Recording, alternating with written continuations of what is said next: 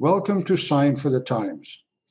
The Society for the Involvement of Good Neighbors, commonly known as SIGN, is a not-for-profit agency in Yorkton, Saskatchewan, Canada, that provides 24 social and community programs and services that fulfill its mission to provide leadership, programs, and services that assist, support, and empower children, adults, and families to achieve lifelong success. SIGN believes that this will lead to strong and caring citizens and strong and caring communities. Our podcasts explore those programs and include conversations with those closely involved with SIGN and with people who have used the services of SIGN. My name is Dick DeRyck. While SIGN itself and its programs are generally well known in our communities, I would suggest that the SIGN Board of Directors is somewhat less well recognized. I might also suggest that the SIGN Board, like boards of many organizations, is fine with that. Boards tend to do their work behind the scenes, and most board members of any organization will tell you that what is most important is the programs that are delivered and the people who deliver those programs. Boards tend to do their work quietly and without much fanfare. And often the only times we hear from boards is when there's a major problem in the organization that has become public and they have to deal with that.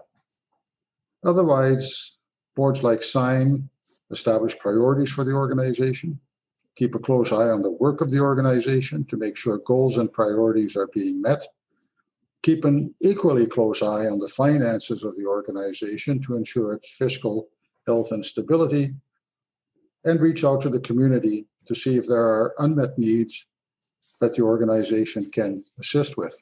That may not be all that exciting, but the work of boards is extremely important, and it takes dedicated individuals who are happy to work mostly behind the scenes to be the directors. One of those people is Eugene Fedorowicz, the chair of the board of SIGN for the past 2 years. He and 8 other directors will have their moments in the spotlight, I guess we could say, when SIGN holds its annual general meeting on Wednesday, June 23rd in the evening. A virtual meeting again this year to comply with COVID regulations and to keep everyone safe and healthy. Eugene, an annual general meeting is when the board of the organization reports to the public about the previous year. What's on the agenda for the AGM that we have coming up?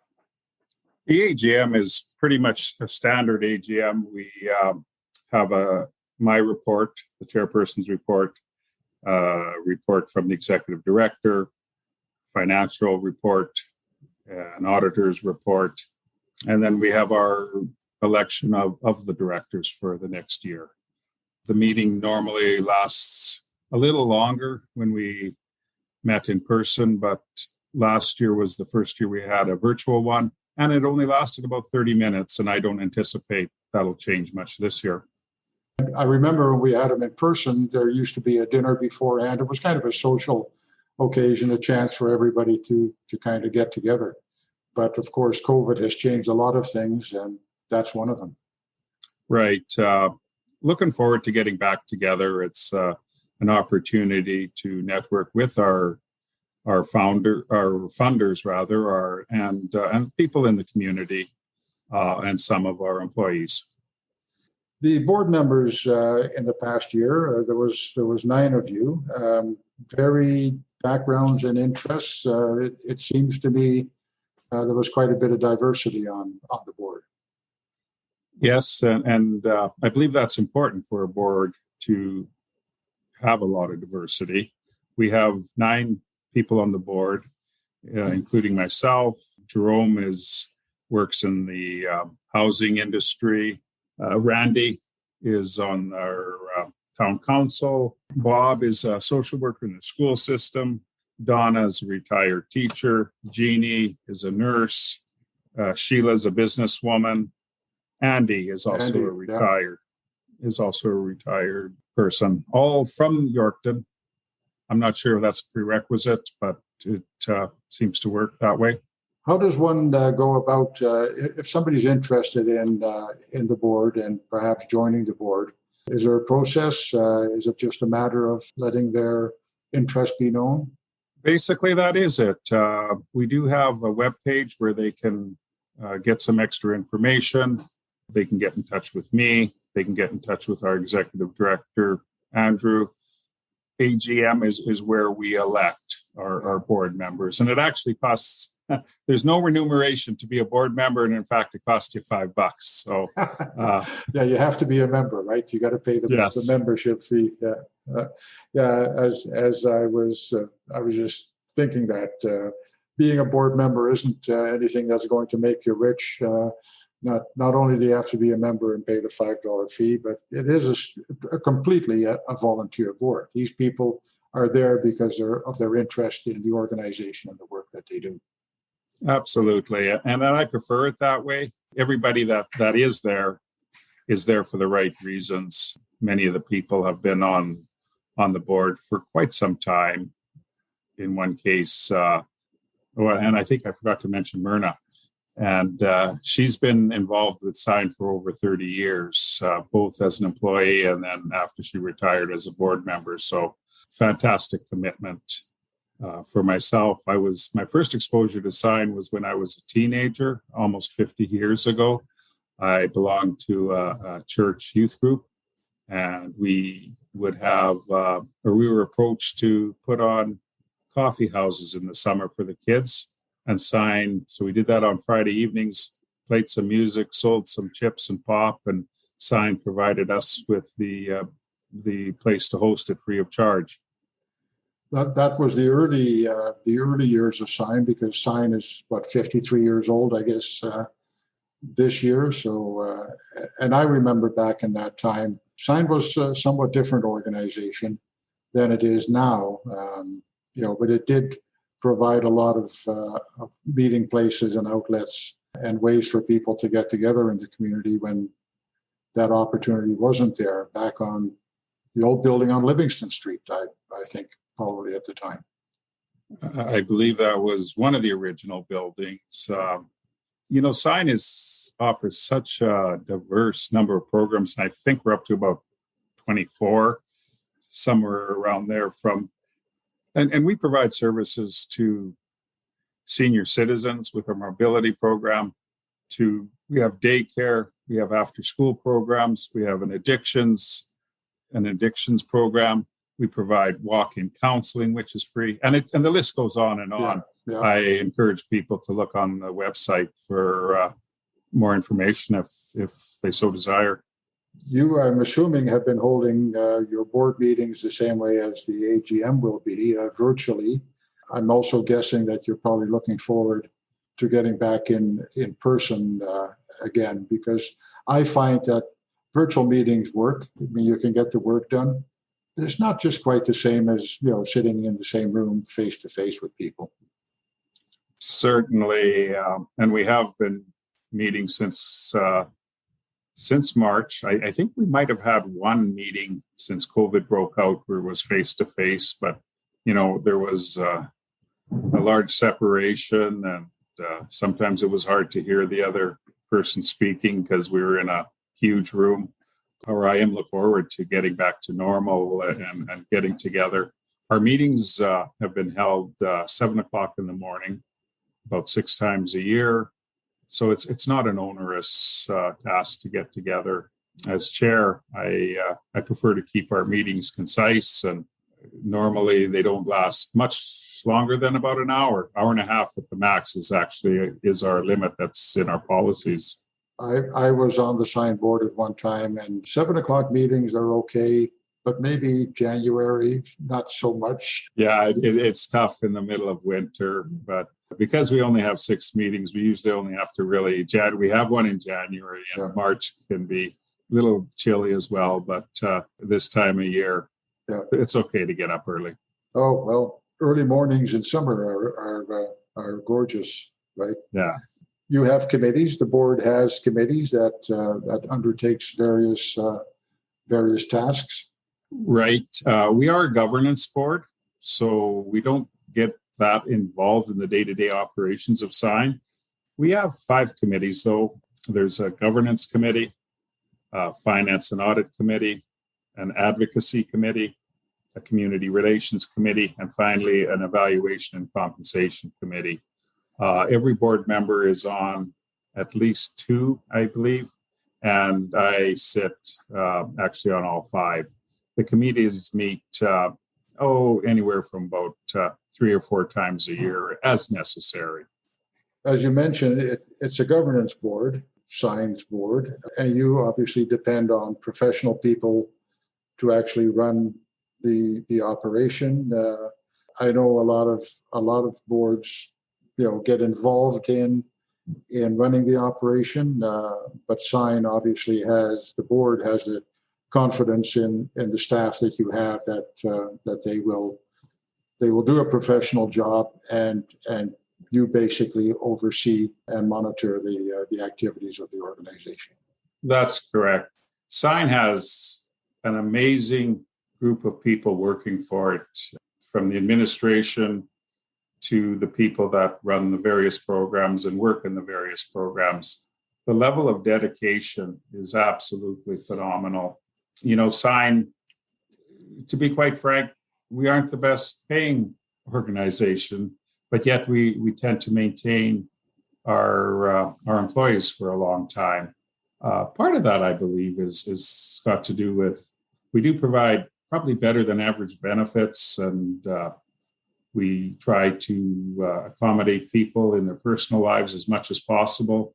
So though, the actual paycheck maybe isn't the best in the world, the benefits and the work environment make up for that. And I think that's why we have such a low turnover of employees. Yeah, it seems these days that, money isn't everything. The whole issue of work-life balance seems to be what a lot of people are looking for, especially younger people, and if they have families, if they have other commitments outside their work. Striking the balance between work and home life and personal life seems to be something that's quite important to people. And because we're a people organization, it's even more important, I believe, to offer, some of those, I guess you could call them perks or benefits. Yeah. Do you find that your years on the board personally satisfying? I mean, like we said in the intro, you largely operate out of the public eye. I mean, if you ask the average person, who's on the board of Sign, very few people would know that. So you're not doing it for recognition, but obviously there's a level of personal satisfaction in doing this kind of work as a director, as a board member. Yeah, it's been extremely satisfying personally. I have a philosophy in life: you get out what you put in. Yorkton has been good to me. I've lived here most of my life, raised my family here. I really believe that Sign is an organization that benefits our community, and by me being in some small way a part of that, it comes back and it makes Yorkton a better place to live. True enough. There'll be a new board elected at the annual general meeting. That board will take over almost immediately. Has the board that is finishing the year, are there any projects, are there any kind of goals, objectives that have been set going forward that will affect the organization? Nothing specific. Because of COVID, that's had a bearing on the way Sign operates.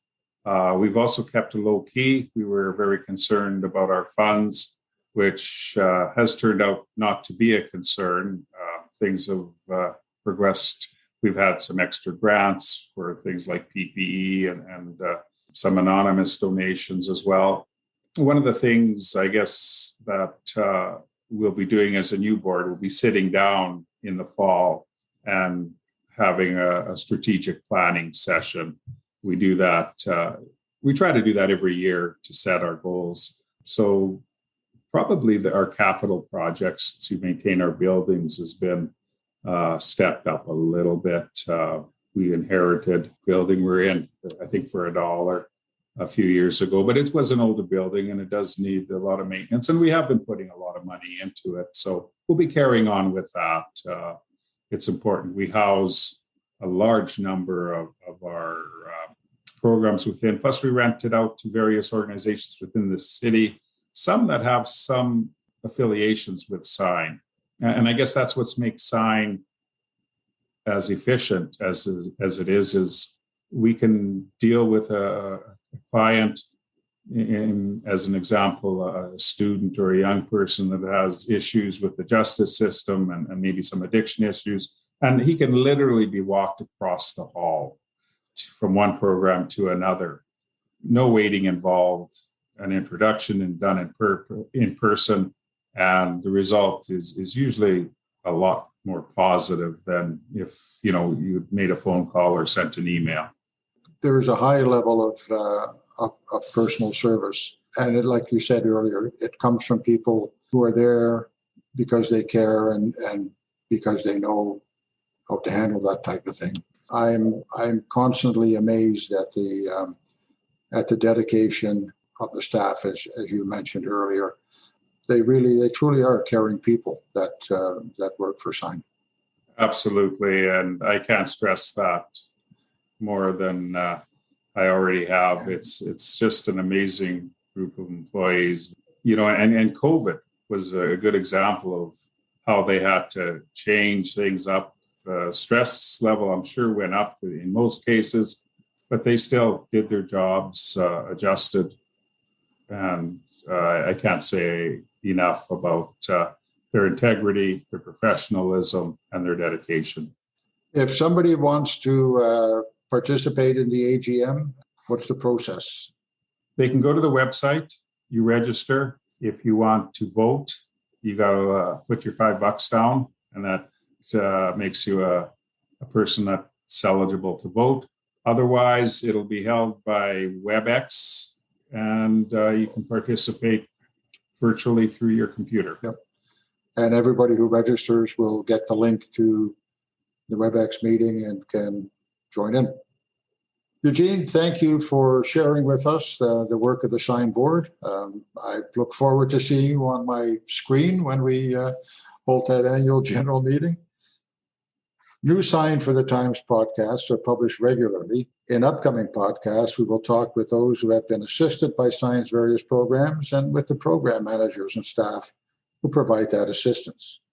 If you have comments or suggestions, please feel free to email communications@signyorkton.ca or use the contact options on our website at www.signyorkton.ca. We are also on Facebook and Instagram, all at Sign Yorkton. Thanks for listening, and we will talk again soon.